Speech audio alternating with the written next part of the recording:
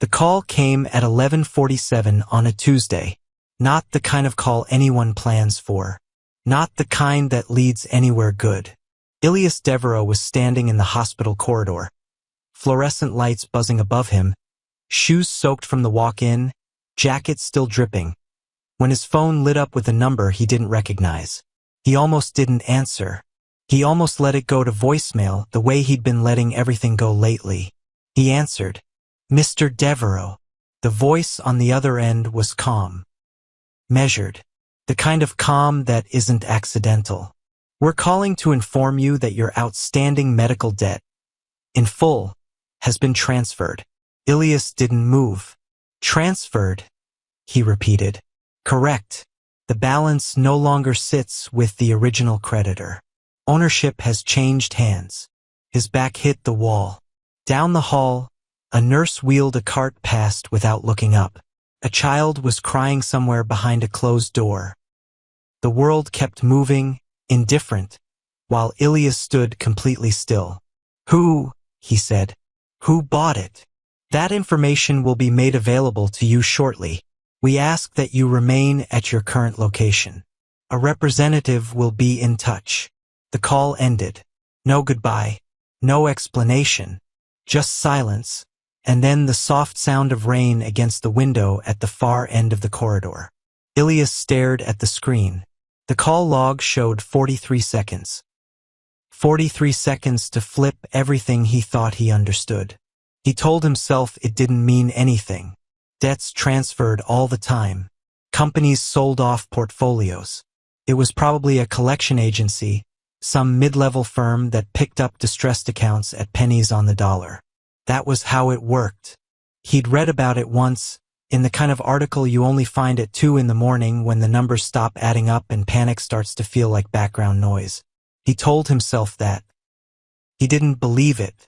Hi viewers, if someone bought your debt without your knowledge, would you trust the person who paid it off? The hospital was quieter at this hour.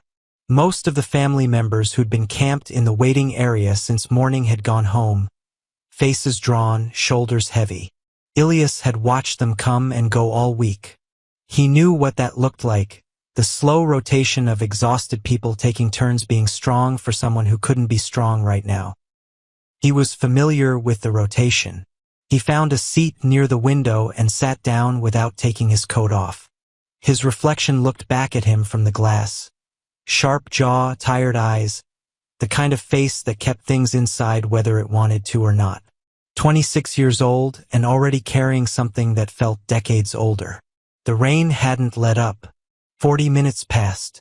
He was almost convinced he'd imagined the call. Almost talked himself into standing up, going back down to the billing office, asking the night receptionist to pull up his account and confirm the balance the way he'd done 3 times already this month. Just to see the number. Just to remind himself what he was dealing with. Then headlights swept across the window. A car pulled up to the front entrance. Not the kind of car that ended up at a public hospital by accident. Black, low, spotless despite the rain, as if the weather had decided not to touch it. The engine didn't make a sound when it cut off. The driver didn't get out. Nobody got out. It just sat there. Ilias's chest tightened. He watched the car for a long moment. He didn't know why he was watching it. He didn't know why something at the base of his neck told him, quietly but clearly, that the car was watching back. He stood up, slowly, the way you move when you're trying not to look like you're moving at all. He thought about the voice on the phone, calm, measured. He thought about the words, ownership has changed hands. That was when it landed. Not fully, not all at once. Just a piece of it sharp enough to cut. This wasn't someone doing him a favor. This was leverage. The paper was 3 pages long and typed in a font too small to read without squinting. Ilias read every word anyway. He sat at a table in a private room on the hospital's 3rd floor.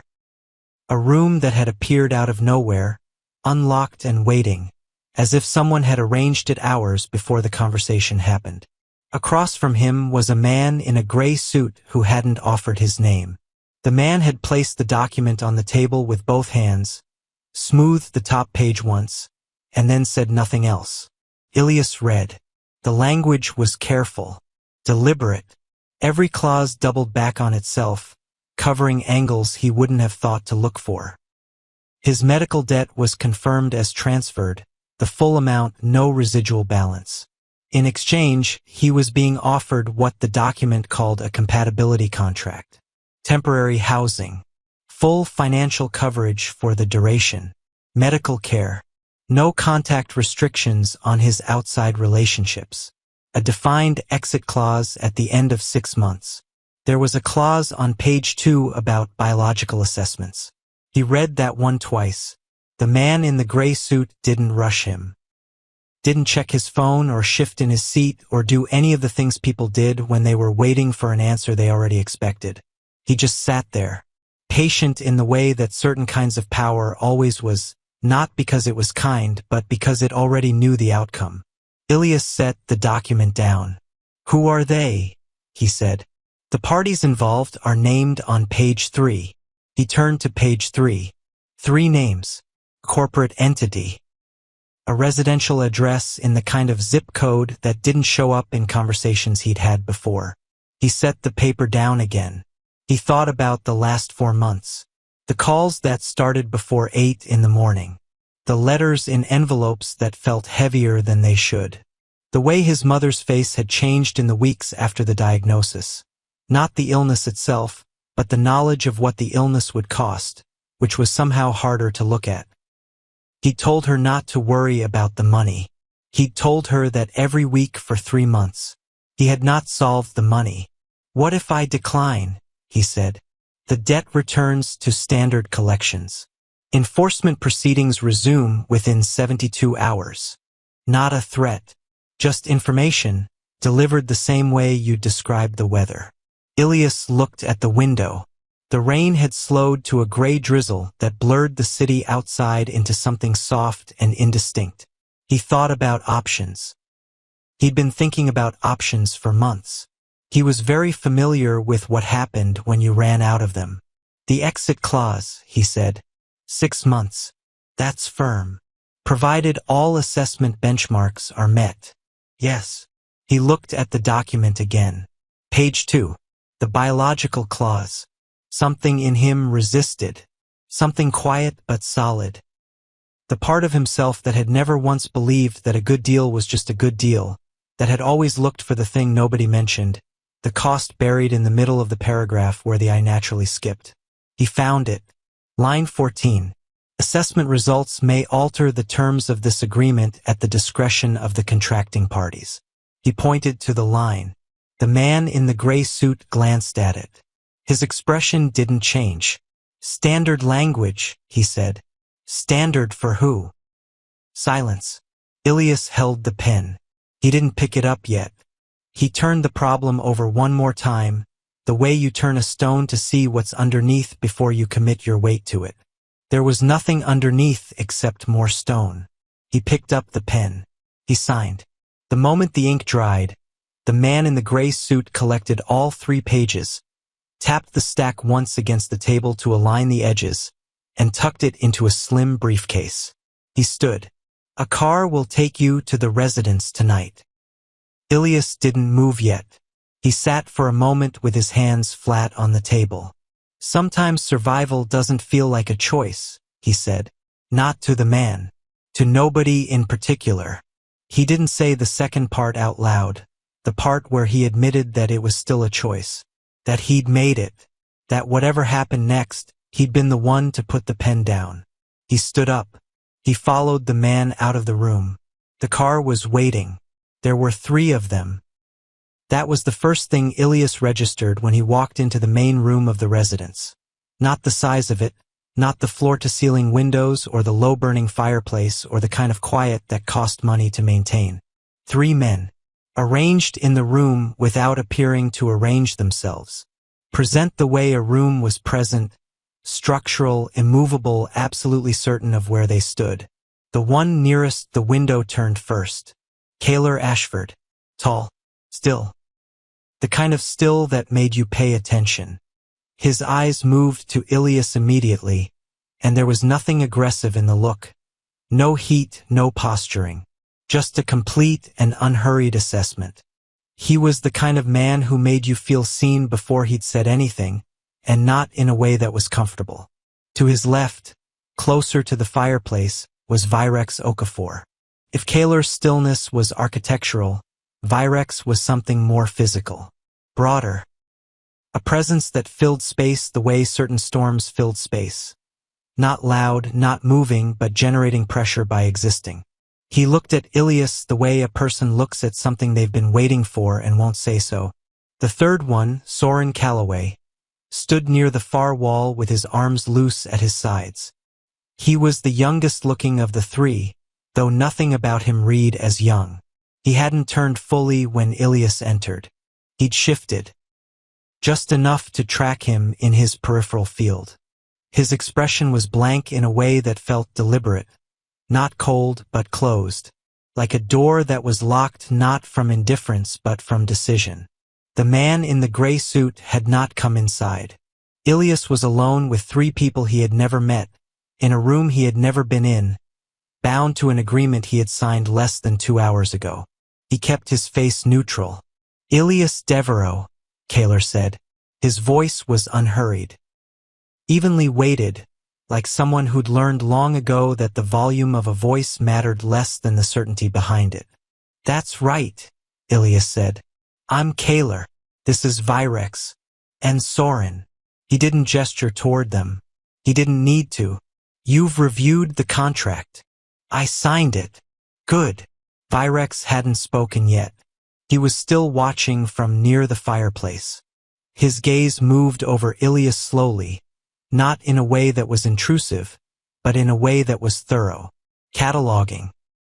The way someone reviewed a situation before deciding what it required. Soren hadn't moved at all. Kaler stepped slightly forward. Not threatening, strategic. The kind of movement that confirmed hierarchy without announcing it. "You'll be shown to your rooms tonight. Tomorrow the schedule begins. You'll be informed of expectations as they become relevant." "What does the schedule include?" Ilias said. "Meals together, assessments, proximity time, standard compatibility protocol." "None of that is in the document in specific terms." "No," Kaler agreed. "It isn't." The directness of it was almost worse than evasion. He wasn't pretending the contract was comprehensive. He was simply indicating that it didn't need to be. Power imbalance, Ilias thought. That was the phrase. He'd felt it in rooms before, the particular weight of being in a space where the other people had more exits than you did. He felt it now, clear and distinct, the way you felt a change in air pressure before rain. He didn't look away. Virex finally spoke. His voice was lower than Kaler's, more textured. "You're smaller than expected." Ilias held his gaze. "You're exactly what I expected." Something shifted in Virex's expression. Not offense. Something closer to interest. Soren made no sound. But from across the room, Ilias felt the man's attention sharpen. Just slightly. The way the air changed right before something broke the surface. A staff member appeared in the doorway. "Your room is ready," she said quietly. Ilias picked up the bag he'd brought. He started toward the door. He was almost through it when he heard Kaler's voice behind him. Measured, unhurried, each word placed with care. "We'll begin compatibility assessment tomorrow night." Ilias didn't stop walking, but he heard it. He heard all of it. And he didn't sleep until well past 3 in the morning. The schedule started at 7. Not a suggestion. 7 meant 7. Breakfast already prepared. A specific seat at the table that wasn't assigned aloud, but was clearly understood. And 3 men already present when Ilias walked in, as if the house operated on a clock that didn't require setting. Nobody addressed the awkwardness of it. That was the thing Ilias couldn't decide how to file. There was no visible cruelty in any of it. No cold looks, no deliberate silences designed to unsettle. Just structure. The kind of structure that carried its own weight without explanation. Rules that existed not because anyone had stated them but because the environment assumed compliance. He ate. He observed. Kaler reviewed something on his phone throughout the meal without appearing distracted. Virex ate with the focused efficiency of a man who treated most activities as logistics. Soren consumed half a cup of coffee, said nothing, and watched the window with the patience of someone who had decided this morning was not the morning to speak. After breakfast, Ilias was walked through the house by the same staff member from the previous night. Her name was Dania. She was precise, efficient, and gave him information the way people gave information when they'd given it many times before, complete but not personal. The house was large. The layout was not accidental. His room was situated between two common areas in a way that made unseen movement unlikely, not impossible, just inconvenient. The exits he was shown were technically exits. He noted which ones weren't shown. The lower level requires keycard access, Denia said, pausing near a stairwell. What's on the lower level? Ilias asked. Medical and assessment facilities. She didn't break stride. You'll have access when it's relevant. When it's relevant, he repeated. She moved on. By mid-afternoon, the proximity test began. That was what Kaler had called it the night before. Ilias had expected something clinical, a room, a table, observers with clipboards. What he got instead was 3 men who simply occupied the same space he was in, without announcement or explanation. Kaler in the study, reviewing what looked like financial documents. Virex in the adjacent sitting room, doing nothing discernible but doing it with complete intentionality. Soren had placed himself near the window with a book he may or may not have been reading. Nobody talked to him. Nobody needed to. The pressure was atmospheric. Not hostile, just present. Ilias sat in a chair and read from his own phone and tried to feel nothing specific, which was a skill he'd spent years developing and which had never once fully worked. 20 minutes in, Virex shifted in his seat. It was a small thing, barely a movement. But it was oriented toward Ilias, and it was unmistakable, and Virex caught himself doing it and didn't correct it. Ilias noticed. He kept his eyes on his phone. He thought about the contract. Line 14. Assessment results may alter the terms. He thought about what kind of result would change a 6-month agreement. He thought about what they were looking for specifically and whether the looking was the test or whether it was something else, the response to the looking, maybe. The response to being looked at by people like this in a room like this. He made himself breathe evenly. Control doesn't always look like force, he thought, not for the first time. Sometimes it looks like structure, and sometimes you don't notice it until you try to move. He made no attempt to move. The afternoon lengthened. At some point, Soren closed his book. He didn't speak. He didn't look at Ilias directly. He simply closed the book and set it on the side table with a quiet precision that somehow drew more attention than anything that had happened all day. The air in the room changed. Kaler looked up from his documents for the first time. He looked at Soren. Then he looked at Ilias. His expression didn't shift, but his stillness shifted, just fractionally, the way something very heavy settles differently when it's about to be moved. Ilias felt it before he understood it. And he understood enough of it to wish he hadn't. Later, walking back to his room, he replayed the moment. The look, the stillness after. The quality of attention in that room, not general anymore, not the broad surveillance of the morning, but something more specific. Something that had landed on him in particular and stayed there. It wasn't fear exactly. It was the specific unease of realizing someone had reacted to you before you'd done anything worth reacting to. He reached his door. Stopped. From somewhere below, down past the keycard stairwell, in the medical facility he hadn't been shown, he heard voices. Quiet ones. The kind of quiet that meant something was being discussed carefully. He couldn't make out the words. He stood in the hall for one long moment. Then he went inside and sat on the edge of the bed and stared at nothing in particular. And below him, in the lower level, The unexpected reaction from one alpha was being noted in a way that Ilias wouldn't understand for 3 more days. The observation was quiet at first. That was what made it worse. Ilias had spent enough of his life being careful that he knew the difference between being watched generally and being watched specifically. The first was background noise. The second had a texture. A weight. It showed up in the small things. The way a room shifted when he entered it, the way a conversation redirected itself before it should have, the way eyes moved off him just a half-second too late. By the 3rd day, the small things had accumulated into something he could no longer explain away. 2 additional staff had appeared by Wednesday morning. Not announced, just present. At the end of the corridor, near the east exit, in the kitchen during hours when the kitchen hadn't been occupied before. They were courteous, unobtrusive. They did not explain themselves. Virex had started arriving at meals before Ilias did. That didn't sound significant. Ilias knew it sounded like nothing. But the first 2 days, Virex had been the last one seated. Now he was the first. The seat he chose was oriented toward the entrance.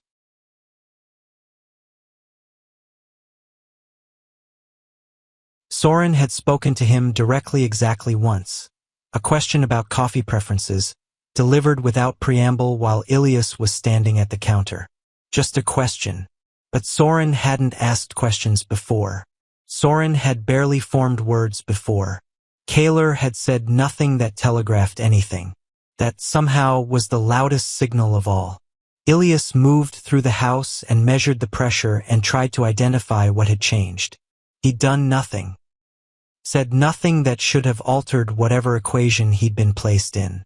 He hadn't tried to access the lower level again. He hadn't pushed the exits. He'd been present, measured, cooperative in every way that was visible. And yet, something had changed. He felt it the way you felt a current underwater, not the surface disruption but the pull beneath it. Steady, persistent, the kind of force that didn't announce itself until you were already moving in the direction it wanted. He stopped near the window in the main hallway. He thought about line 14. Assessment results may alter the terms. He thought about the proximity test, about the way Virex had shifted in his seat, about Soren closing his book, about whatever Kaler had registered in his expression that hadn't been there before. He thought about the medical facility he hadn't been allowed to see yet. He thought, what are they waiting for? And then, quieter, what did they already find? He went back to his room and sat at the desk and tried to reconstruct the sequence. Every moment he could account for, every interaction. He'd given blood on day 1. Dania had walked him through it like a standard intake process, which maybe it was. Vitals. A brief physical assessment conducted by a doctor who hadn't spoken much. Nothing that read as irregular at the time. He'd thought about it since. He thought about it now. Thursday afternoon, Kaler told him the medical assessment scheduled for that evening had been moved to Friday morning. Moved why? Ilias said. Scheduling, Kaler said. Just that one word. Spoken without hesitation and without the slight adjustment that real answers sometimes caused. It was too smooth, too complete. The kind of answer that was designed to stop questions rather than respond to them. Ilias looked at him for a beat longer than was polite. Kaler held the look easily. Gave nothing back. That night, past midnight, Ilias couldn't sleep. He lay in the dark and listened to the house. The sounds it made when it thought everyone was settled. The low mechanical hum of the ventilation system. The occasional sound from the lower level, not loud, not frequent, but consistent enough that it wasn't accidental. People down there working at hours when work meant something was urgent. Something was urgent. He didn't know what yet. But he knew that the shift in the house's attention, the new staff, the repositioned presence of 3 men who moved like they were managing a development they hadn't fully briefed him on, was pointed directly at him. He was more important than he'd been told. He had no way yet to measure how much more. He was still holding that thought when, through the floor, through the quiet house, through whatever barrier separated what he was allowed to know from what he wasn't. He heard it. Two voices. Low. Deliberate. He couldn't make out every word. The wall and the distance and the hum of the building swallowed most of it. But he heard enough. Run the analysis again, one voice said. A pause. Then, that result doesn't make sense. Silence. And then nothing. Ilias stared at the ceiling. The house went still around him. And whatever had shifted in the past 3 days shifted again, this time without any pretense of settling back. The scan took 11 minutes. Ilias had been in the lower level for exactly 22 minutes total, walked down at 8:14 in the morning by Dania, settled into a clean white room that smelled like antiseptic and something cooler underneath it, and told by the medical technician that the process was non-invasive, brief, and standard. Standard. That word again. He lay still on the scanner bed and watched the ceiling and kept his breathing even. The machine was quiet. More quiet than he expected. Just a low hum that moved through the room like a current, and the occasional soft click of something calibrating. The technician's name was Priya. She had said almost nothing since the scan started. Not idle silence, focused silence. The kind that meant attention was going somewhere specific. 11 minutes in, the machine stopped. Priya moved to the monitor. She looked at the screen.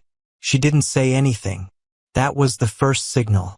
She leaned closer to the screen. Just slightly. The adjustment wasn't dramatic. Her posture shifted maybe 2 inches, her chin dropping half an inch. But it was involuntary. The kind of movement the body makes when the eyes are trying to confirm something the brain isn't ready to accept yet. Ilias watched her from the scanner bed. Everything good, he said. She straightened immediately, smoothed the front of her coat. Perfectly fine, she said. We're all done. You can sit up. He sat up. She was already moving toward the door. Results go to the medical file, she said, not turning around. Someone will follow up if needed. When, Ilias said. She paused at the door. Soon, she said, and then she was gone. Ilias sat on the edge of the scanner bed for a moment. The room was quiet. The monitor was now dark. Turned off or locked, he couldn't tell from where he was sitting.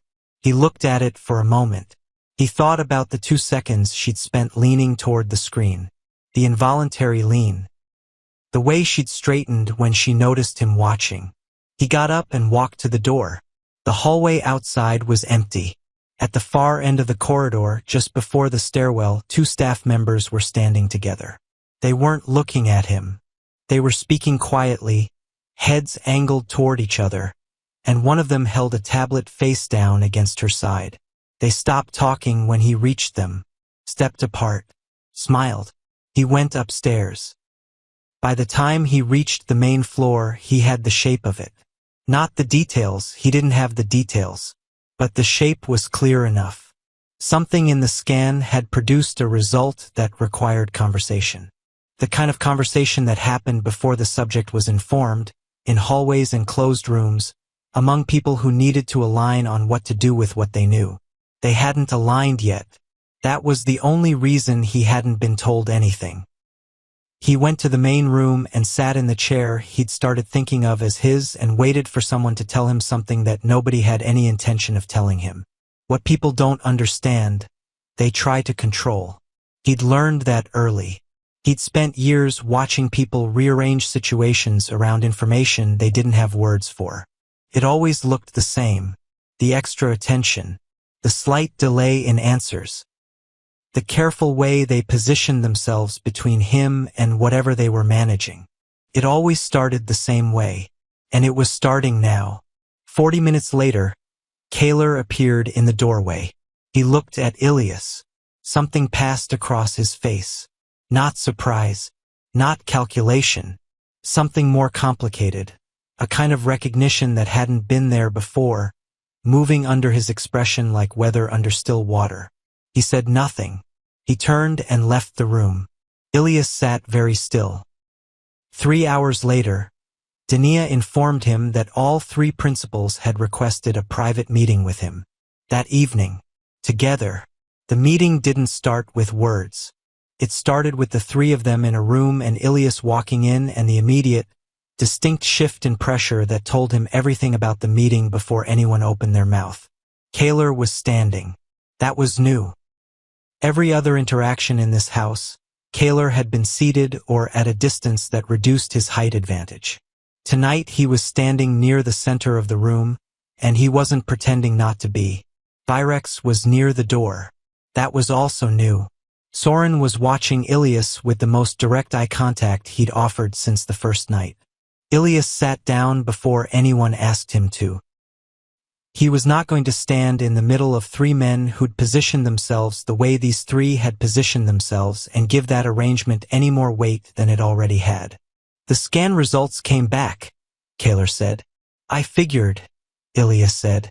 There are some findings that change the parameters of your situation. What findings? Kaler looked at him with that same steady, unhurried attention. Like a man who had all the information and was deciding how much of it served his purpose. Your biological profile, he said, is significantly rare, unbonded, unclaimed, and compatible at a level that doesn't appear in assessments like this more than once every several years. Ilias let that sit for a moment. Compatible, he said. With all three of us, Virex said from near the door. He said it the way someone stated a measurement. Not a question. Not a threat. Just a fact that had been confirmed and was now being communicated. Ilias kept his face steady. He was good at steady. He'd had years of practice at steady. What does that change? He said. Everything about how we approach this, Kaler said. Security protocols are being upgraded tonight, Virex continued. Access to the lower levels and all external exits will require authorization. Your access to the perimeter is being restricted temporarily while we assess the external risk. Ilias looked at him. What external risk? Your profile is valuable. Extremely valuable in the kind of circles that don't ask permission. If word moves, and in these networks word moves, there are people who would act on that information in ways that are not structured by contracts or consent. He said it plainly. No theater. No exaggeration for effect. The flatness of it was more convincing than any dramatic delivery would have been. Ilias sat with it.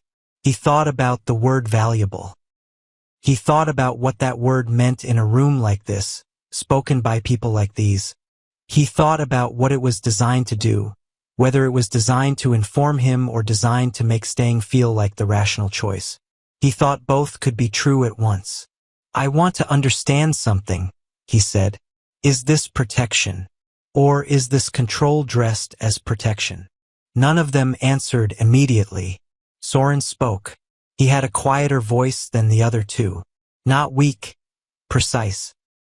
The kind of voice that carried weight because it was used sparingly. Sometimes, Soren said, those two things look identical from the inside. Ilias looked at him. Soren held his gaze without shifting. We're not going to tell you that's comfortable, Kaler said. We're telling you it's necessary. Ilias stood up. He moved toward the door. Not running. Not panicking.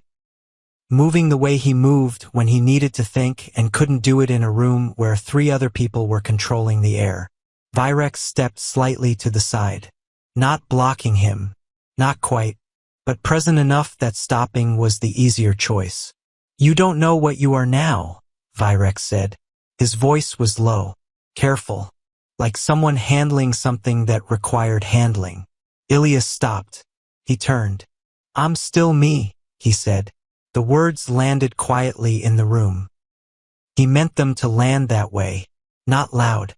Not desperate. Just factual. An anchor he was driving into the ground. The silence after was heavy. Not because nobody had an answer. Because all three of them had the same answer. And none of them said it. He walked back to his room. The sound of locks engaging on the lower level came 20 minutes later. He heard it clearly through the floor. He sat on the edge of his bed and thought about the word temporary, which Virex had used, and which he had already decided was not as temporary as it sounded. He tried the East Corridor on Saturday morning. Not a run. Not an escape attempt. A walk, deliberate, unhurried, chosen specifically because it was the direction that had never been explicitly addressed in any conversation. He wasn't testing a lock. He was testing a principle. He made it to the third door before Marcellus appeared. Marcellus was one of the newer staff additions. Quiet, efficient, always placed just slightly closer to wherever Ilias happened to be than the situation required. He appeared now from a side hallway with the ease of someone who'd been waiting without looking like they were waiting. "Morning," Marcellus said, pleasantly. "Morning," Ilias said. He kept walking. Marcellus fell into step beside him. Ilias stopped at the door. The door was unlocked. He could see the light from the exterior windows through the glass panel beside the frame. The handle was right there. Marcellus stood half a step behind him and said nothing. Ilias turned around. He went back inside. Not because he couldn't open the door, because opening the door with Marcellus standing there would have settled the question in the wrong direction. He wasn't interested in finding out how that played out. Not yet. He went to the main room and found Kaler there, which was either coincidence or wasn't. "You don't get to decide my life," Ilias said. Not yelled, not shaken. Clear and direct, the way things needed to be said to people who operated in the language of clarity. Kaler looked up from the table. He set down whatever he was holding. He gave Ilias his full attention with the ease of someone who didn't find the challenge surprising. "No," he said. "We don't." "Then what is Marcellus?" Marcellus is what happens when someone with your profile is in a house that is known to certain people, and those people have not been told to stand down yet. Ilias crossed his arms. "Known how? You said word moves fast." "It does. You said that before the scan results." Kaler was quiet for a moment. "There were preliminary indicators from the intake," he said. "Day one. You've known since day one. We had a reason to look more carefully since day one. The scan confirmed it." Ilias stood with that. He let himself feel the specific weight of it, the information that had been collected from him and processed without his knowledge in the time he'd spent thinking he was adjusting to a structured situation with defined terms. He let himself feel it not because feeling it changed anything, but because not feeling it would have been the kind of distance that made people easier to manage. He was not going to be easy to manage. "I want the full picture," he said. "Not the version you think I can handle. The full version." Virex walked in from the adjacent room. He didn't look surprised that the conversation was happening. He sat down in the chair near the window and watched. Kaler looked at Ilias for a long moment. Then he sat down too. And for the next 45 minutes they told him. Not everything. He was certain it wasn't everything. But more than he'd had. The networks. The specific demand for unbonded omegas at his classification.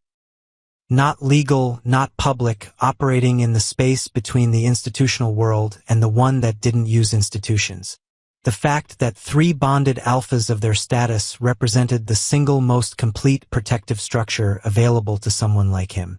The fact that walking out of this house without that configuration in place was not a neutral act. Ilias sat through it. He listened. He did not let it move him faster than it should. When they finished, the room was quiet. Power isn't always loud, he thought. Sometimes it waits for you to understand. He looked at Virex, then at Kaler. Soren had appeared at some point in the last 10 minutes, standing near the back of the room. Ilias didn't know when he'd arrived. "If you walk out now," Kaler said, "you won't make it a week." Ilias looked at him. He didn't argue. He didn't agree. He stood up and walked out of the room and went to find a corner of this house that belonged to him, however small, and stayed in it for the rest of the afternoon. What nobody said, what nobody needed to say, was that the corner existed, that it was given to him, that the men in that room had decided before he walked in that he was going to be given something to hold on to. That was the detail that didn't settle. Not the danger. Not the restriction. The consideration. That was the thing he couldn't file cleanly, and it stayed with him through the evening and into the night like a question with more weight than it should have had. The storm arrived without warning on Sunday. Not a gradual build. Not the slow darkening of sky that gave time to prepare. One moment the afternoon was gray and heavy, and the next the rain hit the windows like something with intention. Hard, lateral, the kind of storm that made the house feel smaller and the outside feel hostile in a way that had nothing to do with metaphor. The power flickered once. Held. Ilias was in the main room when it happened. He didn't move toward the window. He sat in his chair and watched the light stabilize and listened to the house shift around him. The particular sound of a large building adjusting to weather, settling into itself. Kaler was in the study. The door was open. Virex was somewhere he couldn't see but could feel, that specific pressure of proximity that Virex carried like atmosphere. Soren walked into the main room with 2 cups of coffee, set one on the table near Ilias without a word, and sat in the chair across from him. Ilias looked at the coffee. He looked at Soren. Soren was looking at the window. They sat like that for several minutes. The rain came in waves against the glass. The light in the room was low. Not dark, just reduced, the kind of light that made the edges of things less certain. "You're not afraid," Soren said. "Not a question." "I'm cautious," Ilias said. "Those aren't the same." "No, they're not." Soren turned from the window. He looked at Ilias with a directness that was different from Kaler's directness, which was strategic, or Virex's, which was physical. Soren's was something else. Quieter. More personal in a way that didn't announce itself. "You've been handling this," Soren said, "like a problem you're managing." "That's what it is," Ilias said. Soren didn't agree or disagree. He picked up his coffee. "You should know," he said, "that the way they've been in this house this week, the adjustment in how they move around you, that's not protocol." Ilias was still. "What is it?" he said. "It's personal," Soren said. "Which is different." The storm pushed against the windows again. The room held. Kaler appeared in the doorway of the study. He wasn't intrusive, just present. Standing at the edge of the room with his hands at his sides and that familiar stillness, which Ilias had spent days reading as calculated and was now less certain about. Virex came in from the hallway. He didn't sit. He stood near the fireplace. His eyes moved to Ilias and stayed there with a kind of weight that wasn't intimidation and wasn't something Ilias had a clean word for. The 4 of them occupied the room together, and the storm filled in the silence, and something in the arrangement was different from every other time they'd occupied a room together. Ilias felt it.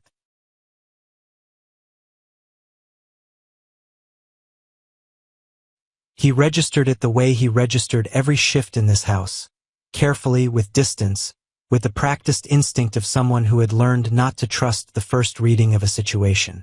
But the distance wasn't working the same way it usually did. They weren't distant anymore. That was it. That was the shift. Not the danger, not the scans, not the locked corridors.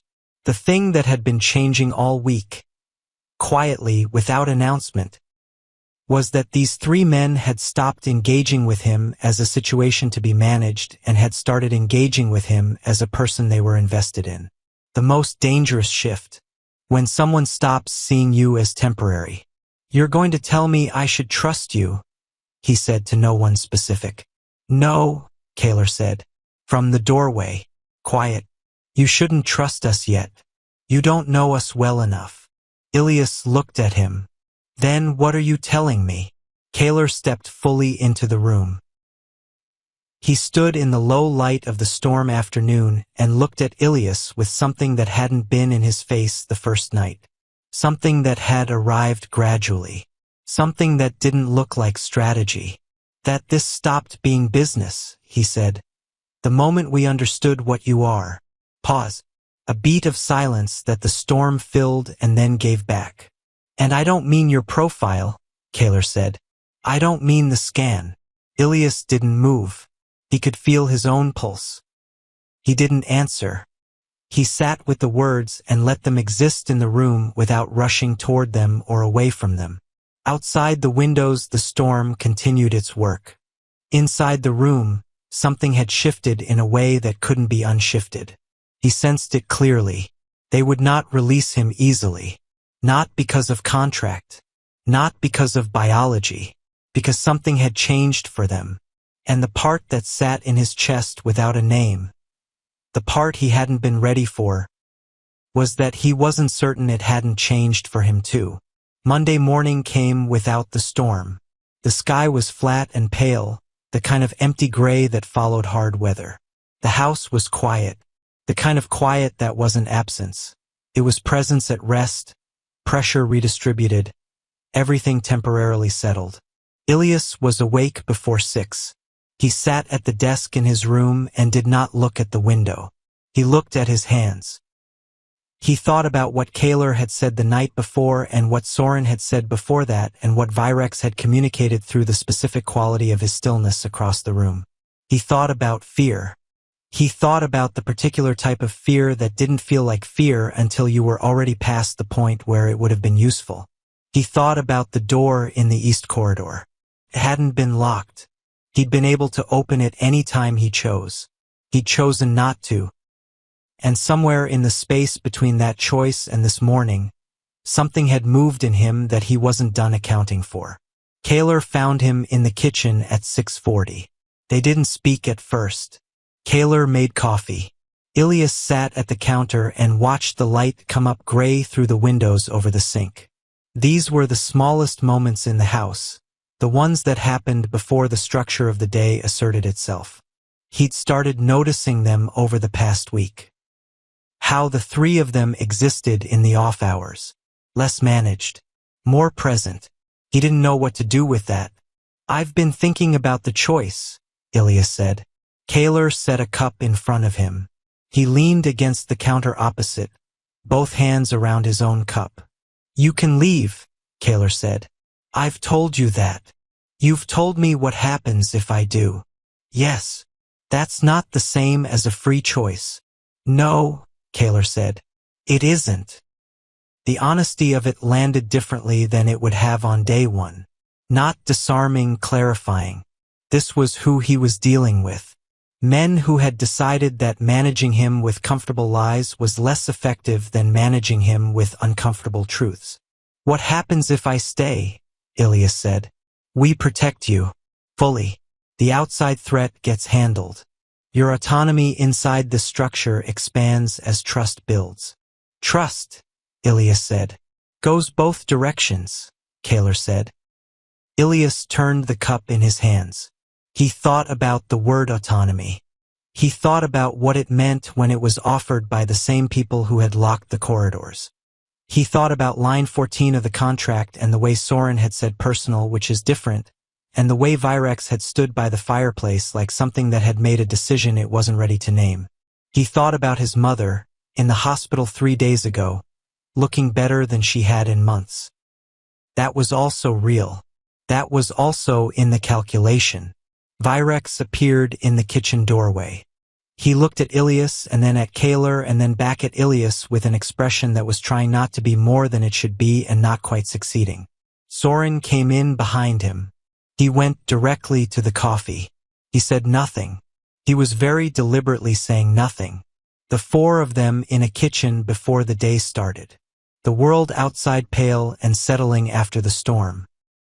And Ilias in the middle of it, holding a cup he hadn't asked for, in a house he hadn't chosen, with 3 men who had started as a transaction and become something he didn't have clean language for. He set the cup down. "I'm not staying because of the contract," he said. Nobody moved. "I need you to know that," he said. "Whatever this is, whatever it becomes. It's not because I signed a piece of paper in a hospital at midnight with no options." Kaler was watching him carefully. Not the strategic watch. The other kind. "Then why?" he said. Ilias looked at him. He looked at Virex, who had gone very still. He looked at Soren, who had stopped pretending to deal with his coffee. He opened his mouth, and then Kaler said it before he could. Low, even, like something that had been waiting to be said since the storm. You're not here because of the contract anymore. Pause. You're here because you matter now. The kitchen was completely quiet. Ilias sat with it.